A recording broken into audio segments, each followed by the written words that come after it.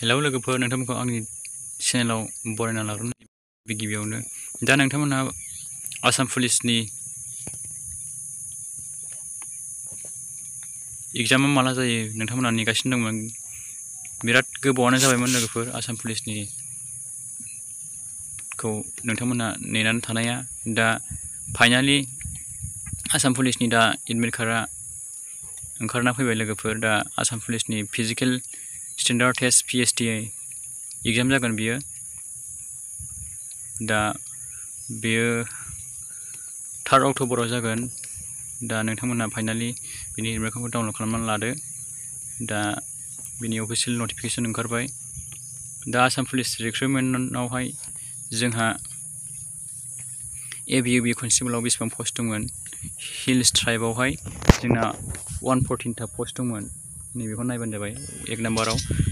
दा 2 नाम्बारावहाय जोंना FPRO ABUB कनस्टेबलाव जोंना बेसेबां दंमोन टटेल।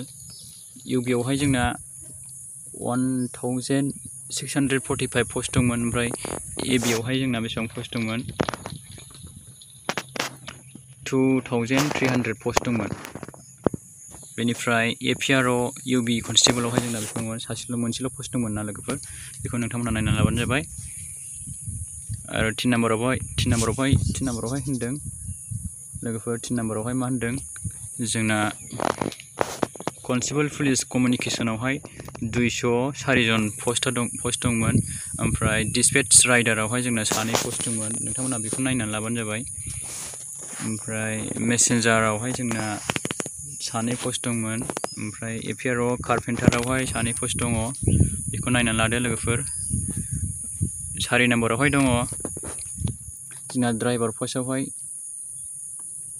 654 जन जोंना पस्ट दङ। ओमफ्राय बटमेनावहाय जोंना 58 जन पस्ट दङ। ओमफ्राय हमगार्ड आरो डाइरेक्टर सिभिल डिफेन्सआवहाय जोंना 269 जन पस्ट दङ। बेखौ नायनानै लादो लोगोफोर। आरो दंबावो नैबेयावहाय लोगोफोर मा होनदों कमिउनिकेसन कनस्टेबल पुलिसावहाय जोंना 260 जन पस्ट दङ। ओमफ्राय ड्राइभारावहाय 3 पस्ट दंमोन लोगोफोर। ओमफ्राय डिसपेच राइडारावहाय 9 जन पस्ट दंमोन।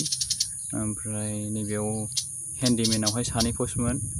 ओमफ्राय मेसेन्जारावहाय 14 जन पस्ट दङ। ओमफ्राय नैबे कारपेन्टारावहाय 3 दंमोन लोगोफोर पस्टआ। APROआव 1 साब अफिसारबो दंबावो लोगोफोर, साब अफिसार आरो इमारजेन्सि रिस्कार आन्डार फायार इमारजेन्सि सार्भिसाव 39 पस्ट दंमोन। दा बेखौ नोंथांमोना नायनानै लाबानो जाबाय बे माबाखौहाय। दा नोंथांमोना एडमिटखौ डाउनलड खालामनानै लानो थाखाय नोंथांमोना नैबेयाव मा खालामनांगोन, नोंथांमोना गावबा गावनि एप्लिकेसन ID नाम्बार नङाबा फन नाम्बारखौ हरैहाय होनांगोन। बिनि उनाव नोंथांमोना गावबा गावनि डेट अफ बार्थखौ बेयाव होदो। ओमफ्राय बिनि उनाव बेहाय लगइन खालामबानो नोंथांमोननि एडमिट कार्डआ डाउनलड जासिगोन आरोखि ना लोगोफोर। दा नोंथांमोना बेबायदिनो एडमिट कार्डखौ डाउनलड खालामना लाबानो जाबाय। जुदि एडमिट कार्डखौ मोनथाराखैब्ला नोंथांमोना नैबेहाय हेल्पलाइन नाम्बार होनानै दोनदों। नोंथांमोना हेल्पलाइन नाम्बार नैबेयावहाय बे हेल्पलाइन नाम्बारावहाय कल खालामनानै सोंहरनो हागोन। बिनि टाइमा 10टानिफ्राय 5टासिम नोंथांमोना कल खालामनानै बेवहाय कन्टेक्ट खालामनो हागोन आरोखि ना नोंथांमोनहा। दा आरो जुदि बेवहायबो नोंथांमोनहा रेसपन्स मोनाखैब्ला दा नैबेहाय मोनसे इमेल नाम्बार होनानै दोनदों। बे इमेल नाम्बारावहाय नोंथांमोनहा कमप्लेन हरनानै नोंथांमोना बेवहाय इमेलावहाय रायज्लायहरनो हागोन आरोखि ना नोंथांमोना। दा बेनोमोन लोगोफोर। दा स्टेट लेभेल पुलिस रिक्रुटमेन्ट बे आसाम पुलिसआ नोंथांमोननि एडमिट कार्डआथ' मोनबायानो। दा नोंथांमोनहा नेनानै थाबानो जाबाय। अक्ट'बरनि 3 तारिखआवहाय नोंथांमोनहा बिनि फिजिकेल टेस्ट रिलिज जागोन आरोखि। फार्स्टआवहाय फिमेलफोरखौ लानाय जागोन, बिनि उनाव मेलखौ लानाय जागोन। दा बिनि फिमेलनि ग्राउन्डआहाय 200 मिटार जागोन आरोखि ना, 200 मिटार। ओमफ्राय 16 जों 3200 मिटार्स जागोन। ओमफ्राय हौवाफोरनि ग्राउन्ड एरियायाहाय 400 मिटार, 400 × 8 आरबार मानि राउन्ड माबा खालामनांगोन आरोखि ना, 3200 मिटार्स हौवा हिन्जाव। दा नोंथांमोना नायना लाबानो जाबाय।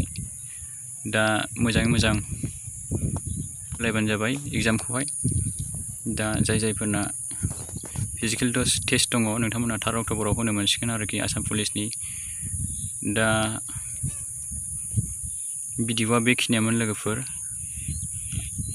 दा बे फिजिकेल टेस्टआहाय अक्ट'बरनिफ्राय नभेम्बरनि गेजेराव सोलिनो हागौ, नभेम्बरसिम सोलिनो हागौ। ओमफ्राय नोंथांमोननि एग्जाम माबायाहाय डिसेम्बर जानुवारिफ्राव जाहैनो हागौ आरोखि। ओमफ्राय बेनिफ्राय नोंथांमोना डाइरेक्ट साख्रि मोनगोन आरोखि।